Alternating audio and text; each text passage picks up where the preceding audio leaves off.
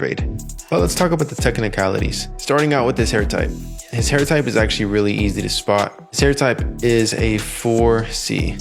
Very tight curl pattern, which makes it very easy for his hair to actually lock up. So the way his hair looks now, paired with this hair type, really makes it very suitable for his hair to actually create dreadlocks. Now, of course, anybody out there who doesn't have a 4C hair type, for example, if you have a 3 or a 2 or even straight hair, which is a 1, there are plenty of other ways for you to get dreadlocks. But with him being 4C and him choosing a freeform route, his hair is going to want to naturally lock up on its own. And that's exactly what is happening. We see down around by his tips of the dreadlocks that there are some buds and there's also some beading, which beading is essentially the tip budding up and then breaking away from the actual dreadlock. This is a sign of maturity, but at the same time, if those beads keep falling out, it will result in your hair taking a little bit longer for it to lock up. Now, I recently came up with a video on my main channel talking about how to fix your dreadlock tips, and it talks about exactly how to handle that problem. So make sure to go check that video out if you have this issue. But typically in the case of getting freeform dreadlocks, it really doesn't matter what falls out. But when it comes to getting freeform dreadlocks, if your hair is sectioning off on its own and it's beginning to lock up, locks will tend to be 50% stronger than if you were to maintain your dreadlocks yourself. So here's a prime example. If you were to do twisting with gel and then allow your hair to lock up, it's not going to be as strong as if you were to allow it to freeform and lock up on its own. Now let me give you a time frame of what that looks like. If you were to twist your hair with gel and use duck clips and everything like that to go the twisting with gel route, after a year has went by, your hair is pretty much going to be locked up pretty well. But it still can unravel. Your roots aren't going to be all the way put together, and also your tips aren't going to be all the way put together, especially choosing that method. Now if you were to go the freeform route, your hair is naturally forming on its own, and if we use that same time frame as a year, then you can expect these dreadlocks to not unravel, but at the same time, they're going to be even twice as strong as if you were to do any other method.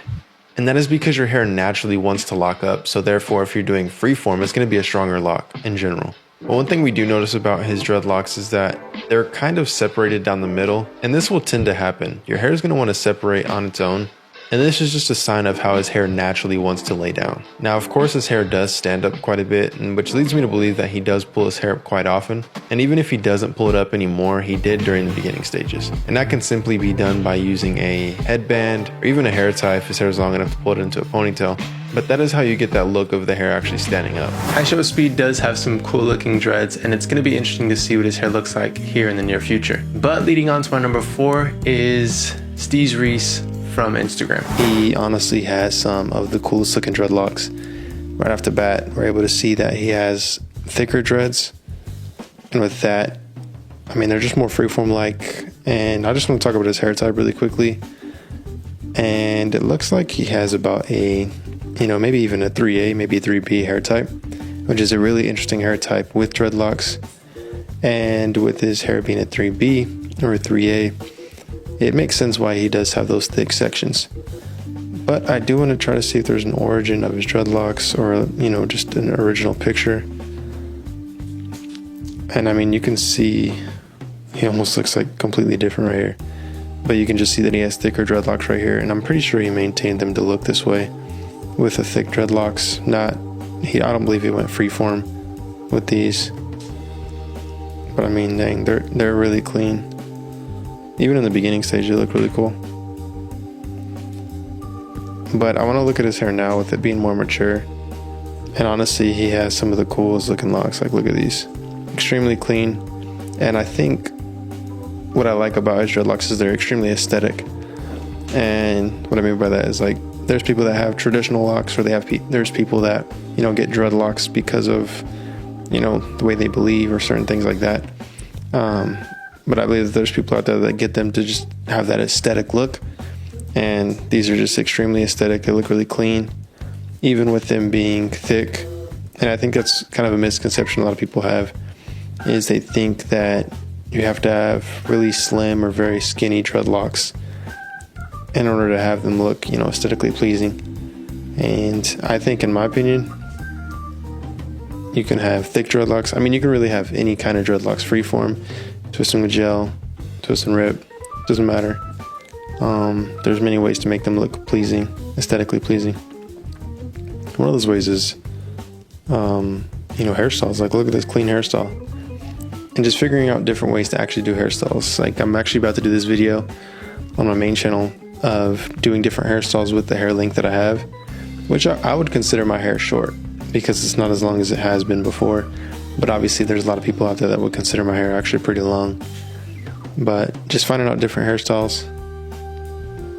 But by the looks of his hair, it looks like he could have started out with, you know, using a crochet hook. Like if we look down at this first photo, like we see his sections, like he has some created. And I mean, he could have done really anything. But based on the looks of it, with how it looks right here, it looks like he did create the sections himself. And I mean, he could have done this with crochet hooking so that it locks up. Because if you notice, his tips have always been pretty loose. Like even if we look at photos now, his tips have always been pretty loose. And we see that they're still loose. And that's one thing to consider when doing your dreadlocks. And that's one thing I tried as well, is I combed out the tips of my dreads one time on my first set of dreadlocks, and I liked the way it looked. And I've seen multiple people that have their hair like that as well, to where the tips are combed out and they're curly, and it just gives a different look to the hair. But comment down what you guys think about his dreadlocks. And in my opinion, like I said, man, these are clean. They're really cool. They're very unique. And I think his hair texture just looks really good with it as well. And at the same time, I think that color that he went with it being bleached, and it almost looks sun bleached. Obviously, he did dye his hair. But the color that it is, and it's very sandy and very just like, I don't know, just overlooks really clean.